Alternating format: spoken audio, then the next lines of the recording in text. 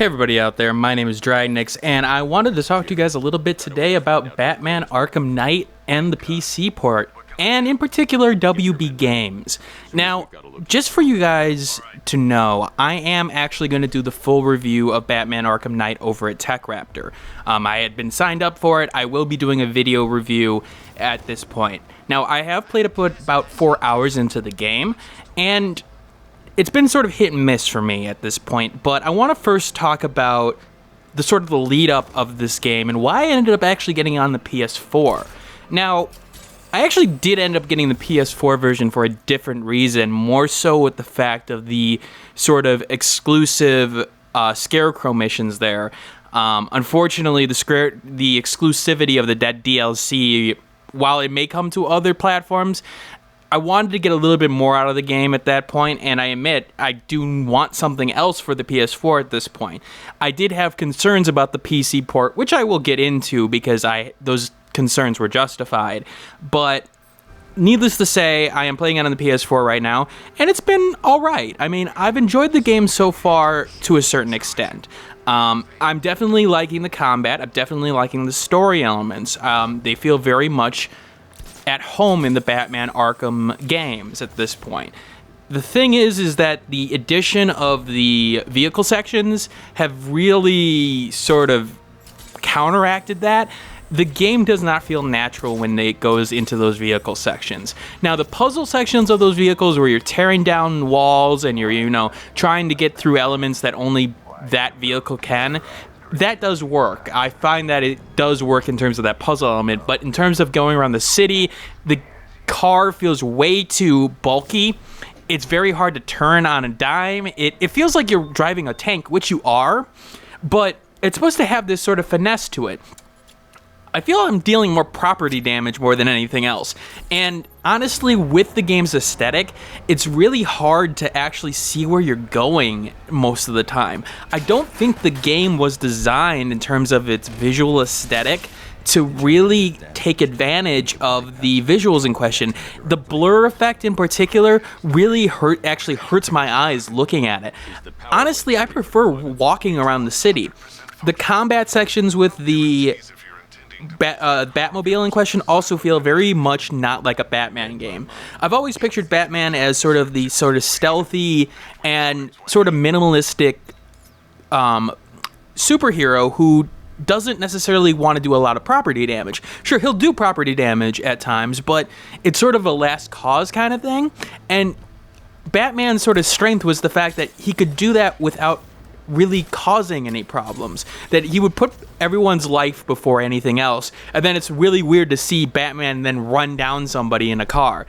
This game's sort of aesthetic is sort of working against what I've had of the series in the first hour or two, but I will admit that after that first hour or two, it's starting to open up, and it's starting to really get into what I think is the strength of the franchise. The sort of Predator mode where you're knocking guards out, the idea of the story. I'm actually rather impressed with the story so far. But overall, I would have to say for those people, it's not that game where you have to pick it up now. And I do have a lot of concerns going forward in terms of the game at this point. So if you were thinking about getting the game or were looking for an opinion, I'd actually say hold off at this point, even if it's for the PS4 and Xbox One. Only because I see too many signs where there could be concerns down the road. I know I've seen like Polygon give it a 10, for example, and GameSpot give it a 7. I'm actually thinking it's closer to the 7 rather than a 10 at this point. But I really want to talk about the PC port in particular. Andrew Stretch over at Techraptor did a very good article sort of breaking down everything going on in the game, and I will link that below because it is something that everyone should read. But needless to say that right now it's got a mostly negative Steam review rating, and there's a reason for that. The game, going through the list of what he has put in this article, first of all, even before this point, before the PC port announced, we already had problems with the whole DLC portion, with the exclusive DLC, and more information coming out on that, where maybe it's not going to be timed exclusive necessarily. In particular, for some of the store-specific DLC, like, you get a certain DLC if you pre-ordered at the store, that seems to be timed-based now more than anything else, which is interesting to say the least with all the build-up on it. But there was also the Batmobile Collector's Edition for the PS4, I believe it was. That quality problem with the Batmobile figurine, which I did an article on at this point, yeah, they had to cancel that because of the problems. What's even more worrying, though, is that the day before launch, the new patch came out and a worrying message about the AMD specs. The AMD specs, for those who have AMD cards on their machines, were changed at the last minute. That's problematic. I mean, especially with pre-orders nowadays, for you to change the specs this late in the game. And unfortunately, Warner Brothers in particular has seemed to be very late on all these elements. The cancellation of that Batmobile portion a week before, you've got to know that the quality of those statues had to be, very, very problematic a week before, right? Or 2 weeks before, in fact. So that's a little bit of a problem in itself. But even with that said, a lot of people are reporting that the game is locked at 30 FPS. Even when they've unlocked it at this point, the game frame rate is dropping dramatically.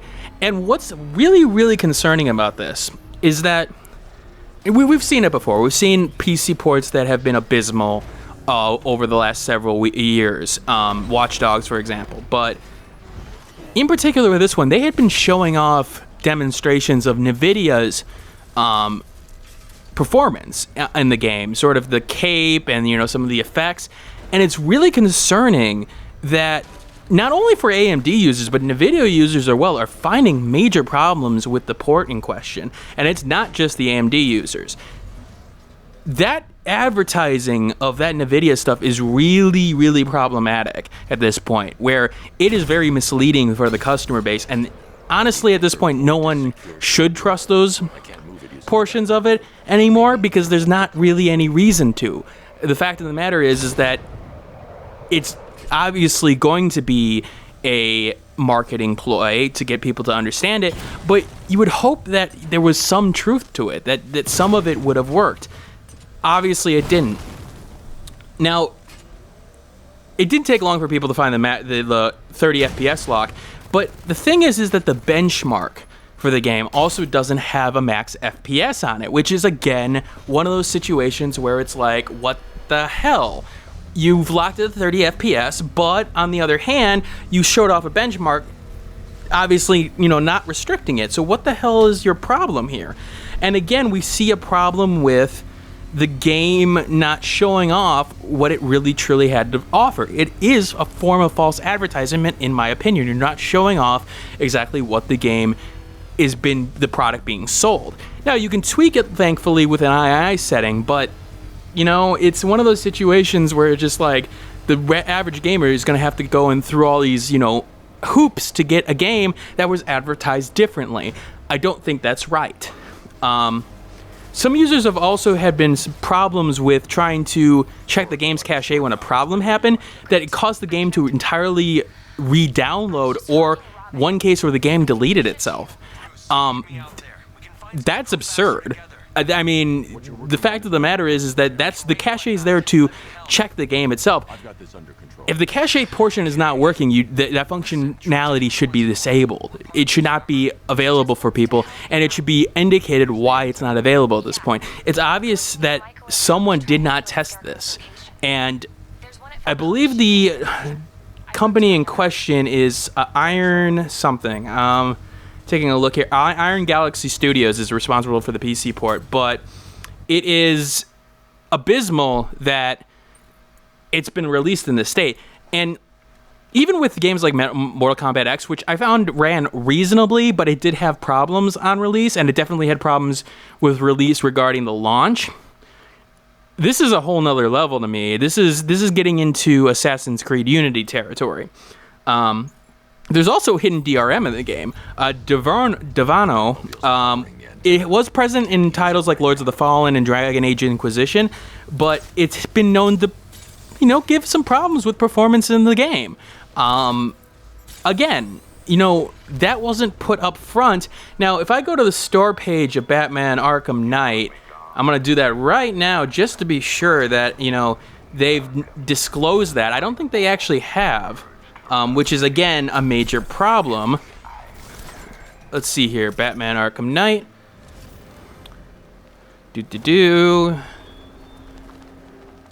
Yeah, I don't see any third-party DRM being mentioned, which is something that they have to disclose at this point. This is majorly a problem. This is something that you're not telling your customer base exactly what's going on.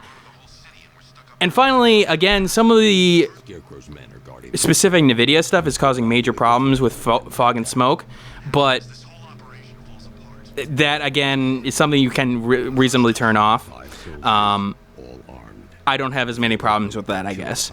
But it's the combination of all these problems, and in particular, that on top of the DLC practices here.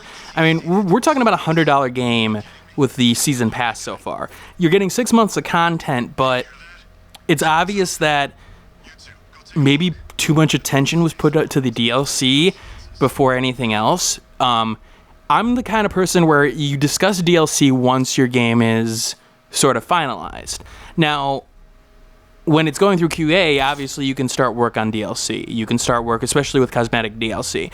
But so much attention was paid to all these other elements of this, season pass DLC and like working out all these new missions and things like that, trying to get that information together, that it seems like attention wasn't paid into the right places regarding the PC port. Now, I will say the PS4 game has run relatively well. I still noticed problems, especially while driving. In particular with some, hitches in terms of the frame rate, and in particular with the lighting effects. The lighting effects are causing me major problems, and I don't know how to fix that at this point. The game looks beautiful on the PS4. I will give it that. It looks wonderful. It probably looks wonderful on the PC too. There's also the whole thing regarding the Batman Arkham Knight NVIDIA card purchases. The idea that the person who bought a specific NVIDIA card would get a free copy of Batman Arkham Knight, and that was an incentive. They changed it so that the pre-order key for it didn't include the Harley Quinn story, which, again, you're sort of changing things after the fact. I'm surprised that hasn't caught on in terms of people really getting upset about, because that seems like something they get really upset about in terms of you're taking content away, and especially content that's already done. And I've been very much having a problem with content that's already done being released as DLC. Cosmetic portions I can understand. Again, you got the artists during the QA periods of testing that don't really do anything during that point. Now you could argue, well, what about the the programmers who are not QA? That's correct, but the thing is, the QA people in particular won't be able to test those elements of it, so you shouldn't have been able to design that in that period of time, in my opinion, and you should be using that time to optimize your game. Obviously, this is not optimized. Now, again, I have to say that it is a PC port. It is a different party porting it, but I also wonder, in that sense, whether or not they were given a sufficient amount of time to do the port. Remember, you have to understand that you have an engine that you have to port over, and then the remaining, sort of elements to it, especially the graphical portions of it. I wonder if they were given sufficient time. Now, the thing is that part of me says no, but part of me says, well, you've been showing this NVIDIA stuff all over left and right. Where were the specs on that? I really want to understand what you have been showing off and what exactly has been going on there. This gives another reason why not to pre-order, and why to be very, very patient as a PC gamer. The fact of the matter is, the industry, for some reason, a majority of the industry is not understanding where PC gamers have a difference in terms of the console gamer. And people who may want to argue with me on that, I will argue with you all day on that. The PC community has a different requirements than the console community. It's just the users that are in question. The fact of the matter is that they are a little bit more strict in their requirements for good reason. They may be more technically competent at this point. More so, not necessarily console owners are not technically competent, but It's more so, what are the strengths of the platform in question? PC is the modability, the ability to configure, the ability to, change up things very quickly and test them out. While on the other hand, the console is very much a quick get up and go kind of thing. I'm just wondering, in terms of the overall perspective on this, where is this going to go in terms of the PC market? When is this PC port problem ever going to stop? I'm really having trouble understanding when this started again. PC ports have been problematic over the last several years, and it's not to say that PC ports haven't had a problem in the past. They've had problems in the past, but ever since we've started seeing a lot of multi-platform and multi-console releases, it seems like the PC port always gets shunned. And what's also a little disturbing about that, it's that usually what ends up fixing it is more so the community more than anything else. It always amazes me to see people be able to take a game and optimize it without the knowledge in terms of the sort of details within the game. Seeing the Dark Souls, for example, being optimized for the PC is sort of like me going, wow, that's impressive from an engineering standpoint for you to understand where the game's weaknesses are without actually looking at the base code. But it's going to be a problem that's going to happen sooner rather than later here. And I wonder what it's going to take for people to really take PC ports seriously. Now, there are companies that obviously take their PC ports really seriously. Rockstar definitely has taken their PC ports seriously. The Witcher 3 definitely took its PC port seriously.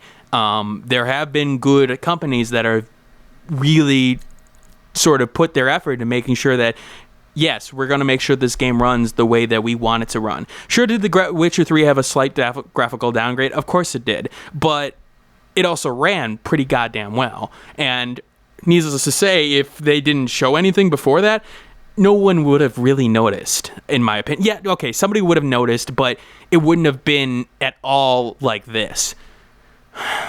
I do wonder if a QA team is needed. I mean, even beyond like an ESRB, if a QA team is needed to sort of give a go-ahead to say, yeah, this game is ready to go at this point. I know people would say, well, let the consumer decide that. We've also seen too many instances where the consumer has been misled by false advertising, and in particular, false specs and false information being presented. And I do wonder what is going to be sort of the proverbial, what's the word I'm looking for, sort of the trigger that's going to cause it to sort of overflow in the PC community to say enough is enough, we're not buying any of these games anymore. Now, the refund policy on Steam is a saving grace in this. This introduction does a lot to sort of clarify this problems. People can now just return and say, look, it did not work for me. And you know what? I don't care if you're a AAA company. Guess what? You've got to pay attention to that now. People have been talking about the indies left and right. Well, guess what? This is going to hurt the AAA industries too. I mean, this is a good amount of refunds that they're going to have to give out, and they're going to notice it in their pockets at the end of the day. But in the end, I mean, I'm going to give the game a fair shot. I am playing on the PS4. You'll see the review over at Techraptor by the end of the Friday. I'll give it some more time at this point, but I wanted to sort of give you guys that information, and I want to know what you think. Do you think PC ports are, do you think there's going to be a sort of a trigger where people are going to stop at this point? Let me know. All right, I'll see you guys later, and, keep on gaming. Hey everybody, thanks for watching. If you like this content and want to see more of it, you may want to hit that subscribe button on the left-hand side. If you like this video and want to see more of this content, take a look at this video on the left-hand side as well. And if you missed my last video, take a look at the right-hand side. Once again, thanks for watching, and keep on gaming.